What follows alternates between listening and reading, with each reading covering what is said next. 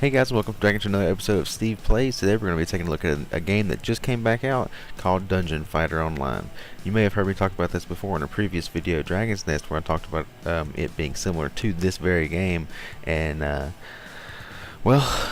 they finally re-released this MMO. It's great. It's probably one of my favorite games as far as MMOs of all time. I just always have a blast playing it, and I've played it alone, but now I've got a lot of friends I can play with now, so it should be even better.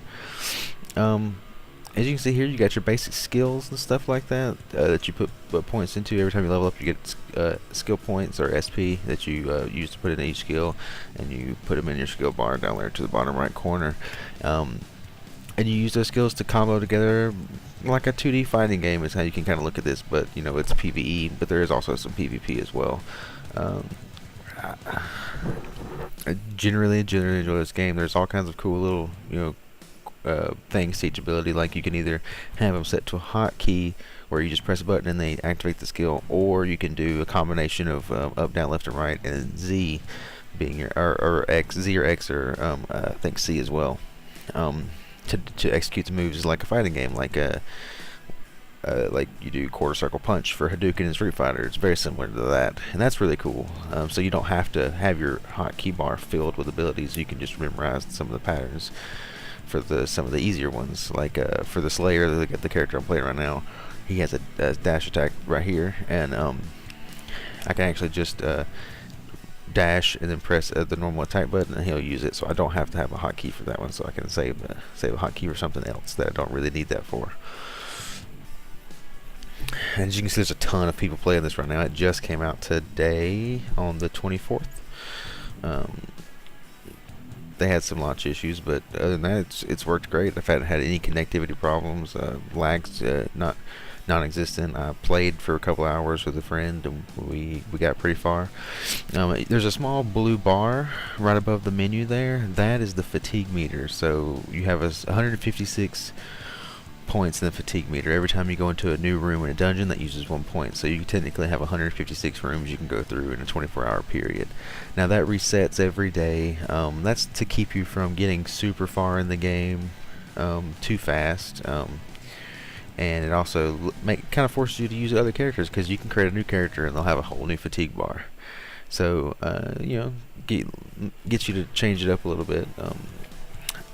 I used to play a Slayer a lot, but playing it again, it's not as fun as it used to be. And I was playing a fighter with my friend Darius, and I just had much more fun with that. So I don't know how I got to where I like this one as much, but it is what it is, I guess.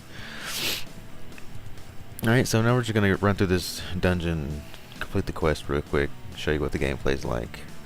As you can see, numbers pop up to showing you the damage. The yellow for normal damage, red for critical hits.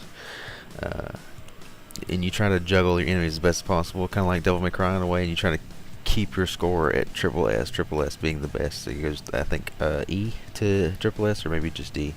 I'm not sure. You build up that by doing combos, not getting hit as much, counters, getting kills, juggling them in the air, critical hits, back attacks, all kinds of stuff like that. It's just it feels good to rack up points and get the triple S and try to keep it. It's not as like it when I played originally. I can't speak to how it was before it closed, but when I played beforehand, it was a lot harder to keep triple S. At least right now, it seems like it's much easier to keep your score at triple S. Like I can take damage, and usually taking damage would knock you down a whole grade. Now it barely moves your meter, which is, that's cool, but yeah, it feels like it makes it a little bit easier. So I don't know if that's a good thing or a bad thing. It's a good thing and keeps people more interested, but we'll see. This is in this area, there's no difficulty level, so I can't up the difficulty like I normally would. So that's probably what it is. It's just really easy. I say that, but I'm terrible with this character. Like, I'm much better with the fighter than I am with the Slayer here. I don't know if I'll continue using this character. I probably won't. I don't know. It depends. We'll see. I'll get to the Sword Master. When you get to level 15 or 20, it lets you change classes. And not change classes, but hit a subclass. So, like, if there's a Slayer, Fighter, Priest, Mage, they all have a subclass they can go into, gunner and thief as well. They'll have a subclass they go into where they have different specialized abilities. So like the Slayer has the Swordmaster, I think is what it's called. The Ashura, Berserker, and I forgot the other one. But so the one I usually play is, I think it's called the Swordmaster. It's been a long time since I played it, so I don't remember. But it lets you have a lightsaber. That's so you can only use the lightsaber or beam saber. Is what they call it in here, but it's totally a lightsaber. You can only use that as a Swordmaster, so it gives you access to a specific weapon ability, and he gets a lot more combo base attacks where like the Berserker uses health instead of MP for his abilities, and he drains a lot of health from enemies to replenish his own health stock. Asura is more magic based, and like I said, I'm spacing on the last one at the moment. But here's the boss, and as you can see, he has a lot bigger health bar. He hurts. He definitely hurts with those ice attacks, but it's not too bad. These easy bosses aren't. Say that and then immediately die.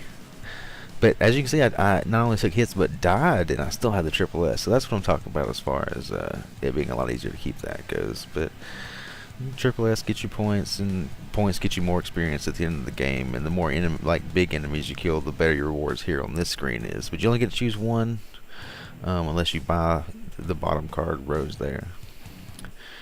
All right, well, that was my take. That was me taking a look at Dungeon Fighter Online, and hope you guys enjoyed this video, and check out the game. It's great.